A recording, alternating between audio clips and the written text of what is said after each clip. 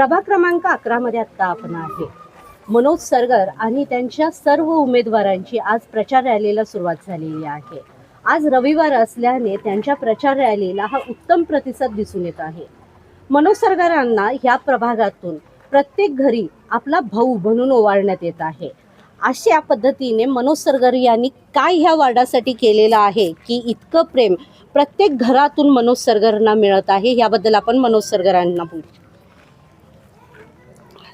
नक्कीच मी एक कष्टकरीने हमालाच्या घरातनं इथंपर्यंतचा प्रवास केलेला आहे. त्यामुळे मला गोरगरीब जनतेसोबत जी माझी अटॅचमेंट आहे किंवा मी जे त्यांच्यासोबत असतो दिवसरात्र, त्यांच्यासाठी मी 24 तास अवेलेबल असतो.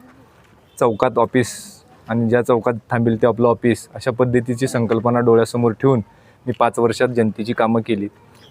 फक्त वार्डापुरतंच मर्यादित नाही तर सांगली जिल्ह्यातल्या कुठल्याही तरुणाला, कुठल्याही व्यक्तीला सांगलीत आल्यानंतरनं जी काही अडचण भासेल त्यावेळी मला त्यांनी फोन करतात आणि मी त्यांच्या अडचणीला धावून जाणारा माणूस आहे. तरुण कार्यकर्ता आहे.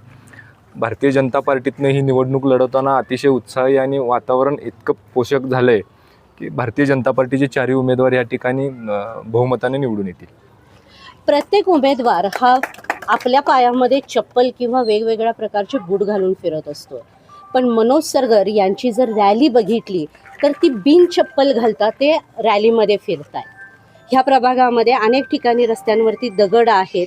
ते टोचणारे दगड असतानाही मनोज सरगर हे आज आपल्याला बिन चपलाचे अनवाणी फिरताना दिसून येत आहेत. ह्याचं कारण काय? याचं कारण काय नाही, नक्कीच खासदार विशाल पाटील दादा होते, त्यांची सुद्धा इलेक्शन तुम्ही बघितली असेल अपक्ष, तर त्यावेळी सुद्धा मी बिन चपलाचंच फिरत होतो त्यांच्यासोबत सुद्धा.